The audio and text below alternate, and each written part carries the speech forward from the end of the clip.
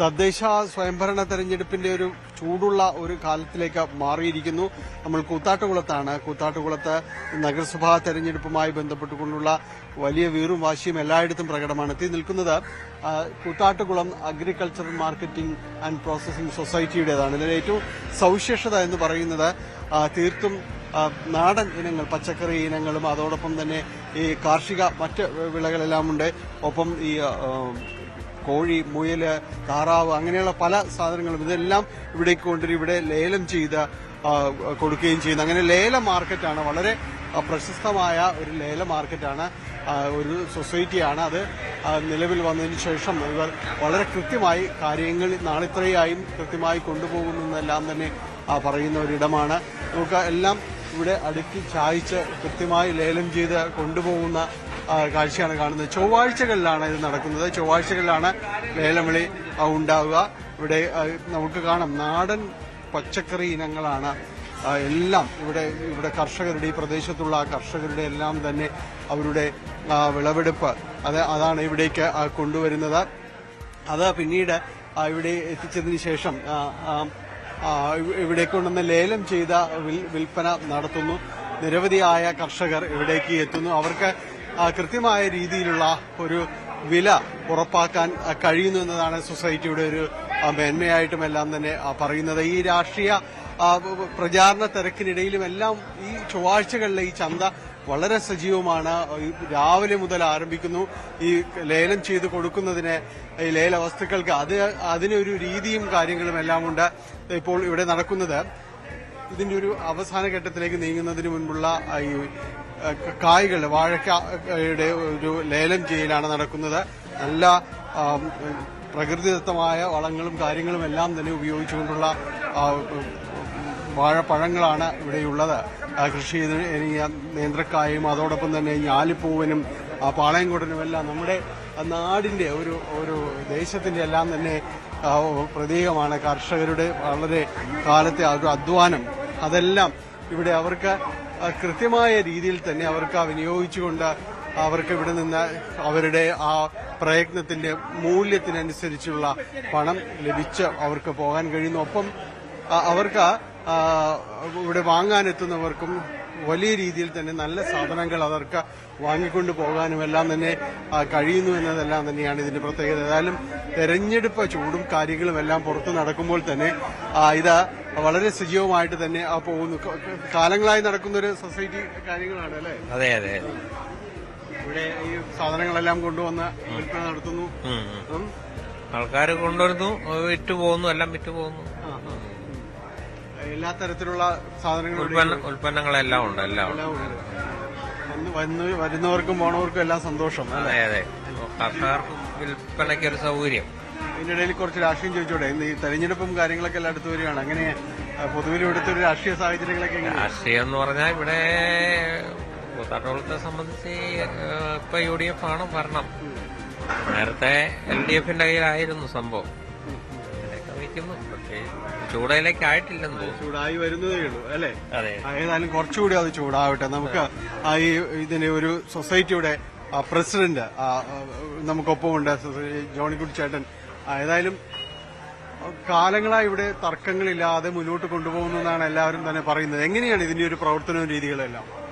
ഇതിന്റെ പ്രവർത്തനം എന്ന് പറഞ്ഞാൽ അടിസ്ഥാനപരമായി ഇതിന്റെ കമ്മിറ്റിക്കാരുടെ ഒരു കൂട്ടായ്മ, അവരെല്ലാം പാരമ്പര്യമായി കാർഷിക വൃത്തി സ്വീകരിച്ചിട്ടുള്ള ആളുകൾ, നിലവിൽ മറ്റൊരു സംഗതികളിലും ചാടാതെ കൃഷി മാത്രം ഉപജീവനമാർഗമായി സ്വീകരിച്ചിട്ടുള്ള ഒരുപറ്റം ആളുകളുടെ ഒരു കൂട്ടായ്മയിൽ കൂടിയാണ് ഇതിന്റെ വിജയം. കഴിഞ്ഞ 20 വർഷം ആയി ഇതിന്റെ പ്രവർത്തനം തുടങ്ങിയിട്ട് 17 കൊല്ലം കഴിഞ്ഞു ഈ രൂപത്തിലേക്ക് ഇത് മാറിയിട്ട്. നാൾക്കുനാൾ പുരോഗതി പ്രാപിച്ച് കൂത്താട്ടുകുളത്തെയും ഈ സമീപ പ്രദേശങ്ങളിലെയും, ഇത് എറണാകുളം ജില്ലയുടെ കിഴക്കൻ പ്രദേശവും അതോടൊപ്പം തന്നെ ഇടുക്കി, കോട്ടയം ജില്ലകളുടെ സംഗമ സ്ഥാനവുമാണ് കൂത്താട്ടുകുളം. ഈ പ്രദേശങ്ങളിലാകെയുള്ള കൃഷിക്കാർക്ക് വളരെയധികം പ്രയോജനമുള്ള ഒരു കാര്യമാണ് ഈ ഒരു സംഘടന എന്ന നിലയിൽ ഇത് ചെയ്തു വരുന്നത്.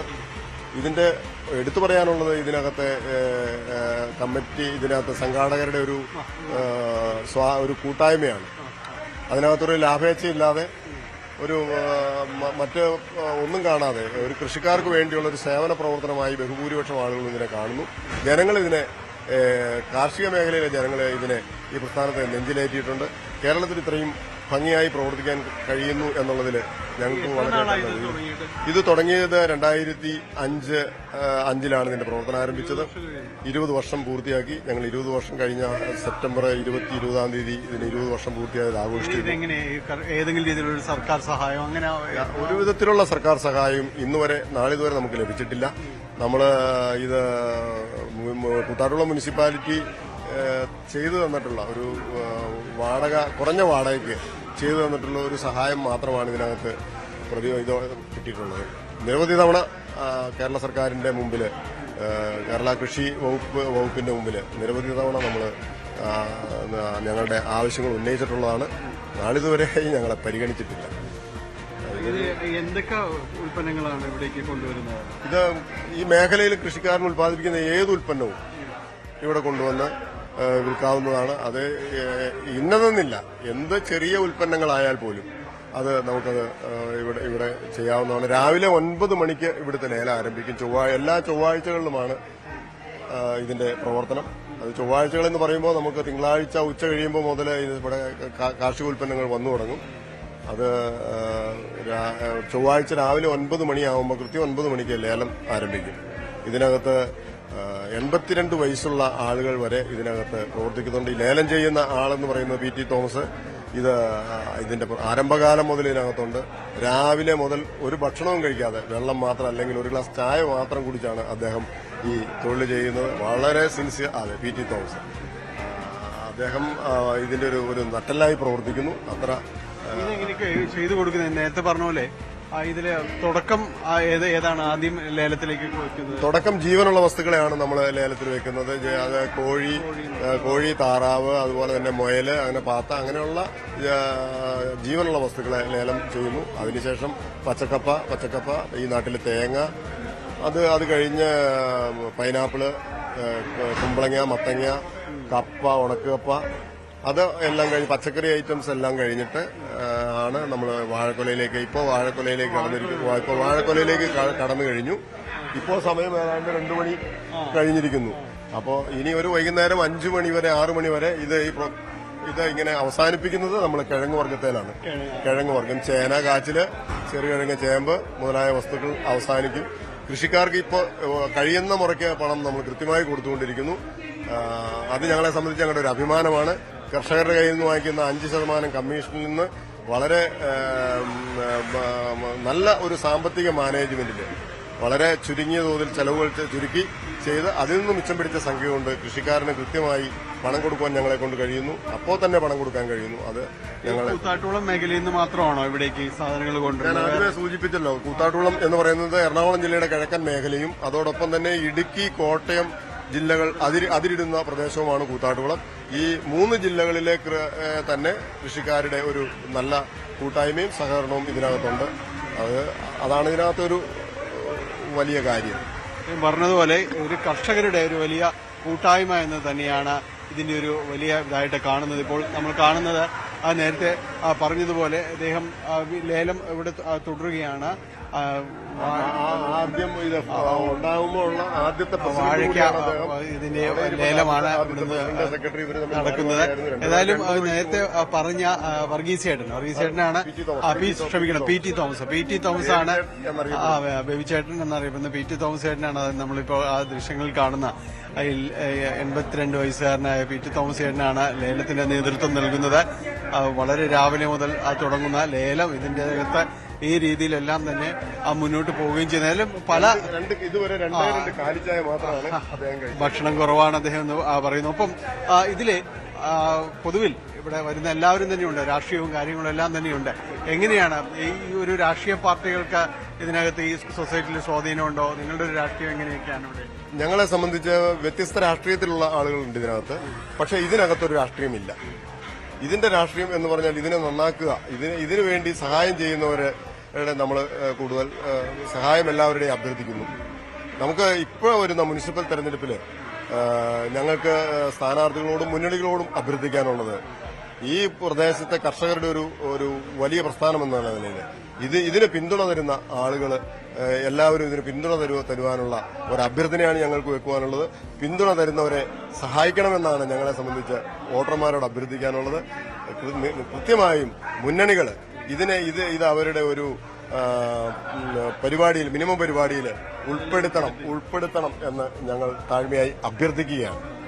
സത്യത്തിൽ ഇതുവരെയും ഒരു വലിയ സഹായമൊന്നുമില്ലാതെ മുന്നോട്ട് കൊണ്ടുപോകുന്നു. പക്ഷെ ഇതിന് സഹായം വേണ്ട ഒരു ഘട്ടത്തിലൂടെയൊക്കെയാണ് പോകുന്നത്. അപ്പോൾ ആ ഒരു സഹായം എല്ലാവരുടെ ഭാഗത്തും ഉണ്ടാവണമെന്നാണ്. അതെ ഇത് ഇപ്പോ കുറച്ച് ആളുകളുടെ ഒരു കൂട്ടായ്മയിലൂടെ ഇത് പോകുന്നു. ഇതിന് നല്ലൊരു പിന്തുണ കിട്ടിയാൽ മാത്രമാണ് ഇതിനെ വീണ്ടും മുന്നോട്ട് കൊണ്ടുപോകാൻ കഴിയുള്ളൂ. കാരണം എല്ലാവരും പ്രായമായി വരുന്നവരാണ്.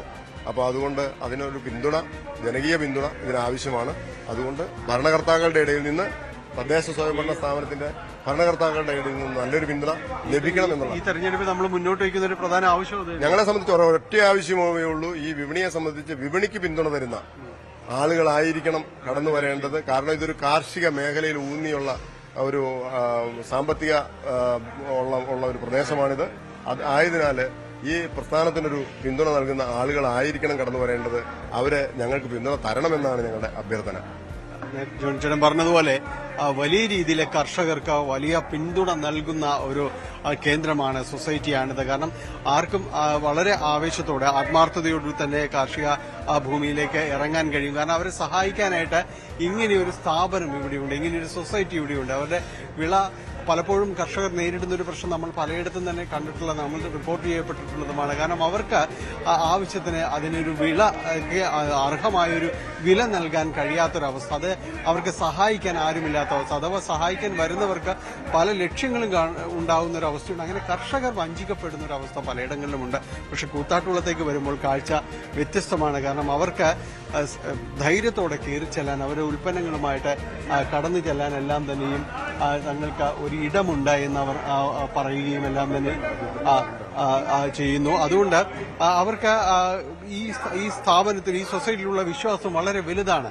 നമ്മൾ കാണുന്നത്, ഈ തിരക്കെല്ലാം കാണുന്നത് അതിനുള്ളൊരു തെളിവാണ്. അവരുടെ ഒരു കാർഷിക വിളകളുമായിട്ട് എല്ലാം തന്നെ ഇവിടേക്ക് വരുന്നു. നോക്കുക, എത്ര സുന്ദരമാണ് നമ്മുടെ ഒരു കാർഷിക സമൃദ്ധി എന്നെല്ലാം തന്നെ വിളിക്കാവുന്ന ഒരു ഇടം. ഇവിടേക്ക് വരുമ്പോൾ തെളിഞ്ഞു നിൽക്കുന്ന വലിയ സന്തോഷങ്ങളുടെ മുഖങ്ങളുണ്ട്.